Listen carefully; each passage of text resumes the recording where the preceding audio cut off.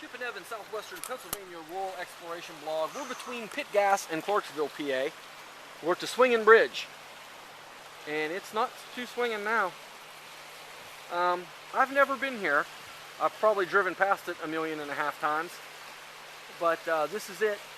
A lot of people have been posting some cool pictures from back in the day. Apparently this was a cool spot to hang out on the Swinging Bridge. Roger Hagar the third. I think that's Sammy's brother. Sammy's brother. He has a picture of, from the yearbook it appears to be, of him and some hot chicks.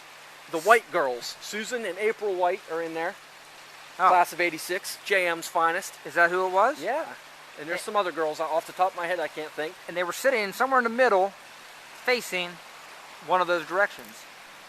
Now this bridge was used to come between Pitt Gas and Clarksville, and I think, was it Lois? Lois posted on our blog that this is how they got back and forth. And you can see those last couple boards across the middle were what the deck of the bridge was made out of. It looks like this was on fire here at one point. But what's cool is, can you see the pier? Let's go down there and look at the pier. Let's go. Let's go down and fall into 10 Mile. It's very, as you can see, it's very rapid and turgid today. Wow.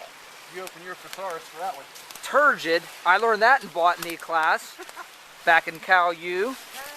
And turgid means there's a lot of sediment and particle matter. But what's cool is the way that that's made to a point, so to keep the water flowing past it. Less surface area. Wonder how old this bridge is. I'll bet you people will post and they'll tell us all about the Swinging Bridge. It looks to me like maybe this part of it took a couple shots during some floods or something. But well, back in the flood of '85 in the Monongahela River, oh, this sucker would have had this, of course, because down in Pitt Gas, the water was up way, way, way high.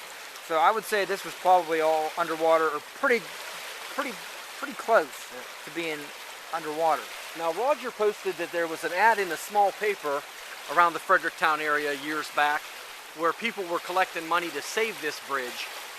So if anybody knows anything about that, like who was doing it and if that effort is still in progress, let us know, because we would certainly want to help out with that by giving it some publicity. But I've never heard anything about it. But of course I've never been to this bridge before, so, and being a JMer, it's unusual that I never made it to the Swinging Bridge.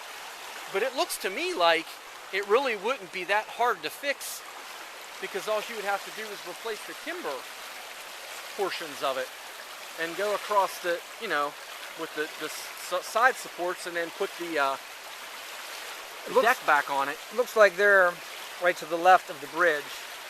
I see that. Let me zoom in on it. There's a pallet over there. But right above that pallet, looks like that would be the path to get over to Pitt Gas. Yeah. Because it goes right into the hillside, as you can see. But, I mean, structurally, it doesn't look that bad. I don't know. I'm not an engineer. But I play one on TV. Okay, since we're in Clarksville, we decided to stop down, look at the old Yablonski house. This is Act of Vengeance, the book and the movie with Charles Bronson. Famed in mustache lore. Famed in mustache. My mustache is an homage to Charles Bronson.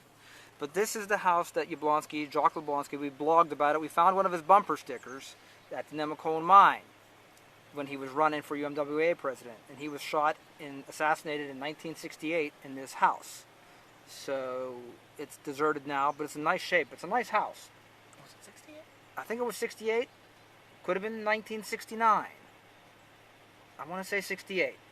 We would stop and talk to people, but we don't see anybody to stop and talk to, and our boots are muddy. It's a nice cow. Now, an interesting story about this house, before Yablonski's owned it, I forget the names and the details, but a state trooper was murdered here. What happened was there was a fugitive that was hiding away in this house, and the state troopers came down to get the guy out, and they were lobbing it with tear gas, and the guy was in the upstairs right near, I don't know if you can see where the chimneys come out on the roof, and what the guy did was he picked the mortar out of the chimney and was breathing fresh air through it. Well, when the state troopers went in to get him, he shot one of them, and he was killed. And there's a bullet mark on the handrail in there that people originally attributed to the Yablonski murders, but actually that was pre-existing Yablonski buying the place when the state trooper was murdered there. And I guess the story of the state trooper being murdered there was how Jock Yablonski came to find this house and get an interest in it. But other than that, as far as the history goes, like before that, I'm not sure of a whole lot of it. But I wish there was somebody down here that we could stop and talk to. There's a couple no trespassing signs. It doesn't look to me like anybody lives there right now. I'm sure we're not the only ones to come down and take pictures of it, but Yep. I like to see people because sometimes they can add to the story of it. But this is it, man. UMWA history right here. This is where Jock Yablonski, it was, And his family. and his a daughter and his wife. Yep. Is that right? Were Yep. murdered. Were murdered. And I came down here on my bicycle last year, and there was a guy milling about, tidying up the yard, but I didn't really talk to him that much. But there are people down here. Somebody does own it. But I heard it was for sale, but I'm You not should sure. buy it, Evan. I'd love to buy it. Okay, let's get out.